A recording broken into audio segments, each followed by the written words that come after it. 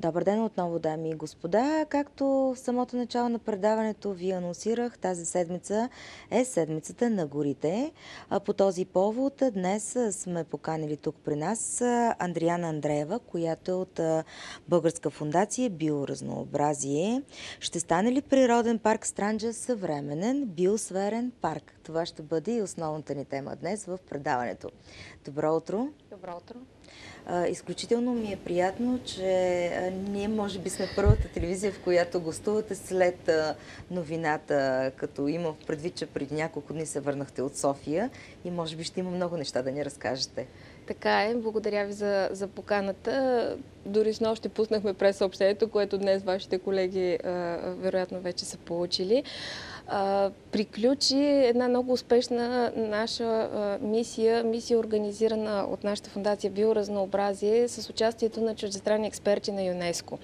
За какво всъщност става въпрос? От няколко години и по-активно от една година нашата фондация Биоразнообразие работи така за обявяването на Странджа за първия български биосферен парк от ново поколение или отговарящ на критериите на променената на Севилската стратегия за биосферните паркове.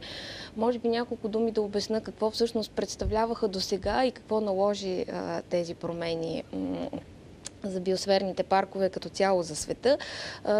Преди години старото схващане за биосферните паркове и така принципите им са били, че това са къщите дива природа, които трябва да бъдат съхранени заради своето биологично и ландшафтно разнообразие и места, където да се извършват научни дейности, строги научни дейности, места подходящи за такъв тип дейности. Това са били изискванията.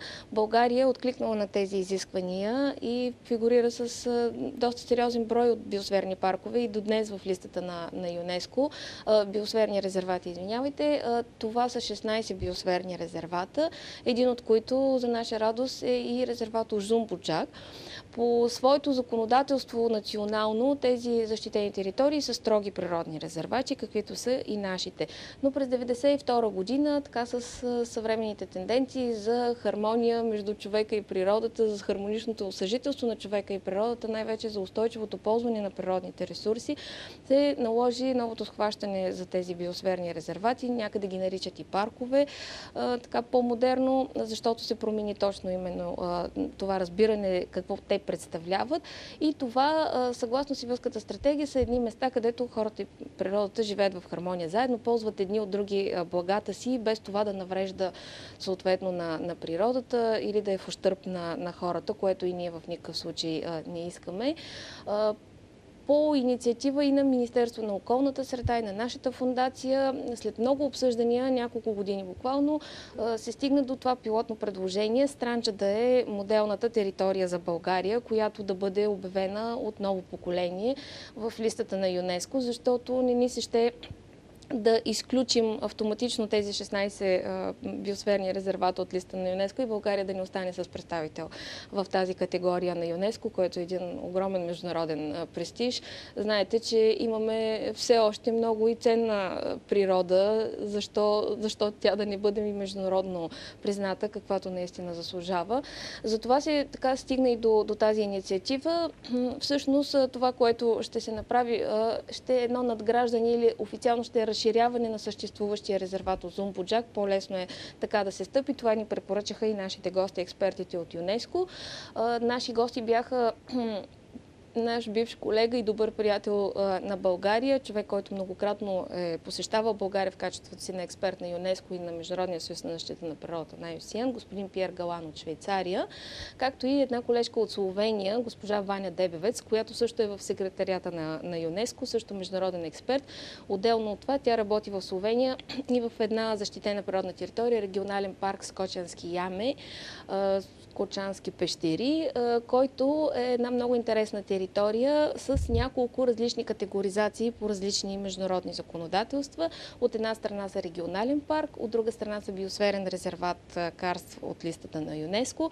Освен това са и Рамсарско място, като една подводна влажна зона. Много интересен е техния случай. Рамсарската конвенция е за обявяване на места на влажни зони със световно значение и освен това те са и в листата на ЮНЕСКО за световното културно и природно наследство. Това беше и темата в София, това беше провокацията към нас.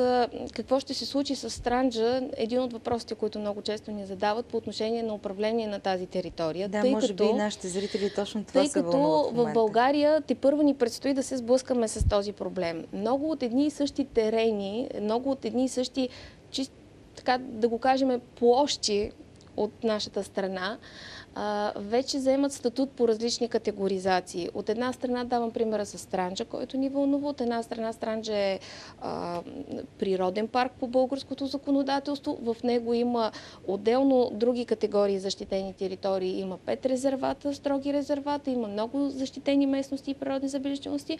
Освен това, тази част на природния парк с едно така разширение попада и в зони Натура 2000 от екологичната мрежа на Европейския съюз. И с това ново начинание от наша страна, тя да бъде обявена и за биосферен парк, логично възникват въпросите кой и как ще управляват тези територии. Това беше и целта на нашата национална среща, която проведохме миналата седмица в София. За участие поканихме експерти от Министерството на околната среда и водите, колеги от РИОСите, регионалните инспекции по околна среда и води, всички дирекции на природните и на националните паркове в България, разбира се, наши колеги от неправителствените екологични организации, експерти и други, имаше и много медии. Интересна дискусия се получи. Ние лично сме доволни така от това, че успяхме да стартираме този процес. Той, разбира се, с една дискусия не може да бъде изчерпан. Със сигурност, но пък дадахте началото. Това е хубаво. Надяваме се да сме поставили така началото на един обществен дебат за това как трябва да се управляват тези територии. В случая с Странджа, това, което колегите от МОСВ, които ни придружаваха в нашата мисия и в Странджа, така препоръчаха, че няма да има отделна структура за управление на биосферния парк. Неговото управление ще бъде поето, ще бъде така възложено на досега съществуващата дирекция на Природен парк Странджа с вашите изисквания какви са в случая, ако това се случи? Какво трябва да се промени? По отношение на какво? Говорим евентуално, ако се приеме този вариант, да стане биосферен парк. Освен предимства, които споменахме преди малко, какви са вашите приоритети? Нашата мисия в Странджа с експертите от чужбина продължи с много ползотворни работни срещи, интензивно 2 дена в Природен парк Странджа. Първата среща беше в Малко Търново с екипа на дирекцията на парка и с участието на господин Илиян Янчев, който е новоизбрания кмет на община Малко Търново, за което му благодарим така за интереса, който проявява. Срещата премина много интересно. Колегите задаваха всякакъв род въпроси на чуждестранните експерти. Ние пък от своя страна бяхме доволни, че така сме им предоставили правилните хора, точните хора, които да отговорят на всички тези въпроси. Много бяха свързани въпросите с възможностите за финансиране, по какви проекти, по какви програми. Основно експертите акцентираха на това, че когато една такава територия е международно призната и е част от листата на ЮНЕСКО, в която фигурират около 500 такива обекта, това е един допълнителен престиж и една допълнителна почти сигурна гаранция, че кандидатствайки в някоя европейска програма със статут на такава и такава територия, ще заработи много повече шансове, може би. Много повече шансове за одобряване на проектите и много повече предимства при одобрение на проектите. Включително и в рамките на ЮНЕСКО има възможности за малки грантове. Другите въпроси, които така логично винаги ни задават, дойдоха основно от следващата ни среща с общинските съветници на Малко Търново, тъй като този процес, избора на този процес как да протече при нас бе направен в посока това да е отдолу нагоре. Това значи да е инициатива, която да тръгне от местните хора, от местните власти, за да стигне до едно национално обявяване и кандидатстване пред ЮНЕСКО с номинация. За това ни бе необходима и ни е необходима подкрепата на двата общински съвета. Затова направихме и тази среща с общинските съветници на Малко Търново, където им представихме с презентации нашата гледна точка и това, което подготвяме, какво това означава и съответно им дадахме възможност да питат.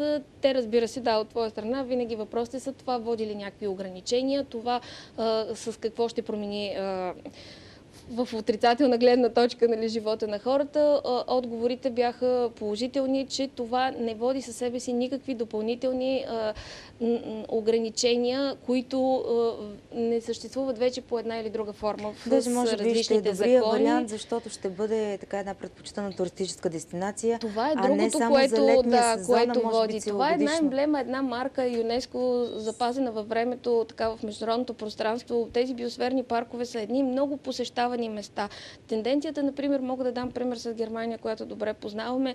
Там хората във всяка свободна възможност, минута, уикенд, търсят срещи с природата и избягват сред природата именно в такива биосферни паркове. Това са едни не населени места, места близо до природата, Селския където туризъм ще се точно развие селския ли? туризъм, да, те му казват малък семейен туризъм, където те спят в къщи за гости, семейни малки хотелчета и в ресторантите и в така гостилниците на тези къщи за гости. Всичко се произвежда, е произведено само в това или в съседните 2-3 населени места.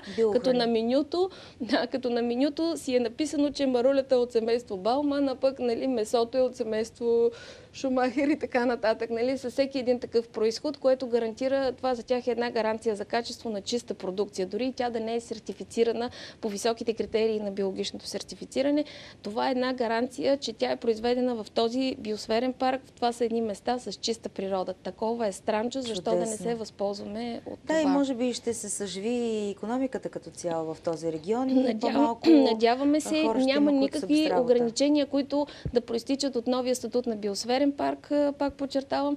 Ограничения, разбира се, има с сега съществуващите закони, които касаят тази територия като защитена природна територия. Те първа ще разискваме наистина по темата. Много да се спекулира, нали, понякога с това, ама ще бъде забранена паща на козите, например. Нали? Ами тя е забранена с закона за горите, тя е забранена навсякъде. Това не е някакво ново ограничение, което природния парк трябва да търпи като негатив. Но винаги има такива провокации, затова доведохме експерти на международно ниво, които да успеят да отговорят и да покажат добри примери. Това направиха и колегите от Словения, от Швейцария, от други места. Добри примери на това как се случват нещата и какво като ползи носят за местното население. А тъй като сме в седмицата на горите, кажете ни някои от вашите инициативи. Знаем съвсем Да благодаря скоро... само и на кмета на Царева, който ни прие. С него срещата също бе много ползотворна. Така бързам да изтъкна тази новина за нас, че и двата кмета на Малко Търново и на Царево, и господин Лапчев на Царево, и господин Янчев на Малко Търново, така открито подкрепиха нашата инициатива и казаха, че ще работят в полза на нейното обявяване. Така ще препоръчат това и на своите общински съвети, за което сме и много благодарни. Срещата в Царево също премина много ползотворно. Господин Лапчев е колега от системата на горите и защитените територии, познава много добре тези две системи, така че с него дебата вървеше още по-конкретно, пък имаше въпроси свързани с зонирането. Надяваме се наистина да има добър диалог. Кажете ни по повод другите инициативи, тъй като времето отново ни притиска. Разговорът е много приятен и бързо приключи. Да, поздравявам всички колеги с седмицата на гората. За децата от Бургас сме подготвили една изненада, която стартира наскоро. До края на месец април в Природно-научния музей можете да видите нашата изложба на Фондация Биоразнообразие, разработена в партньорство с колеги от едно хасковско сдружение Биосфера. Така с атрактивното заглавие "Мечки и глухари, дивите кози все по-рядко обитават нашите гори". Разбрах, че да, вече сте анонсирали във вашия ефир, за което много ви благодаря. Изложбата гостува в Бургас и това е първото официално представене в зала. До сега е гостувала на 2 екофестивала лятото. Тя е интерактивна, старайки се да отговорим на всички съвременни изисквания за привличане, така за задържане на вниманието на малките деца и по този начин използването за нашите цели, за да ги научим на нещо, за да оставят някакви знания в тях, за да ги запалим за по-специално отношение към природата, за да поискат да отидат в нея с своите родители. Има различни уредби, модули, където можете да натискате бутончета, светват лампички и по този начин да получите верните отговори или с разни MP4 плеери да чуете гласовете на мечката, на дивата коза, на глухаря. 3 сериозни и вече, за съжаление, застрашени обитатели на българските гори. Друга интересна инициатива, която наскоро приключи, организирана пак в рамките на нашия проект Сътрудничество за опазване на биоразнообразието и устойчиво местно развитие в Странджа планина, който е с финансиране, който се финансира с помощта на финансовия механизъм на Европейското икономическо пространство, чрез Норвегия, Исландия и Лихтенщайн. Приключи нашия конкурс за децата от живеещи на територията на природен парк Странджа, Странджа през моите очи. Така, много си говорихме с колегите какво да направим за децата, така че наистина да ги зарадваме и същевременно така да гоним и нашите цели, да опознаят малко повече територията, на която живеят. И стигнахме до заключението, че децата от парка не познават по-далечните части, освен района, в който живеят. Затова през месец октомври организирахме учебни пътувания, екскурзии сред природата за всички деца от 1 до 8 клас, които живеят на територията на парка. Това са двете училища ОУ Свети Кирил и Методий в Ахтопол и СОУ Васил Левски в Малко Търново. Едните деца от Малко Търново, Звездец от Граматиково, имаха възможност да отидат до крайбрежието. Някои от тях въобще морето не бяха виждали. Имаше сълзи в очите накрая, нали? Казаха: госпожо, но това ни е най-хубавия ден в живота. Неща, които трогват, разбира се. Децата пък от Ахтопол имаха възможност да посетят, нали, както и другите, новите посетителски центрове на парка, различни природни забележителности, и за тях акцента след водопада на Докозак бяха пък бабите в село Брашлян, които им изнесаха чудесна фолклорна програма с разкази за стари времена, какво и как е правено. Какво по-хубаво от това. Наистина много ви благодаря, че ни гостувахте днес. Благодаря за поканата. Че началото на седмицата на гората. Аз лично ви пожелавам съвсем скоро да сложим вече една табела, наистина биосферен парк Странджа. Надяваме се. Това Надяваме се до края на годината да успеем да подготвим документацията, за да бъде внесена тя. Разбира се, това не е нещо, което става буквално за месец-два, нали? Това е един по-дълъг процес, но работим по въпроса и се надяваме тази успешна мисия да доведе до един успешен край на нашето начинание. Най-хубавото е, че поставихме вече началото на този проект. Дано наистина да се осъществи и следващия път, когато ни гостувате, да кажем вече, че наистина всичко е факт. Благодаря ви. И аз ви благодаря.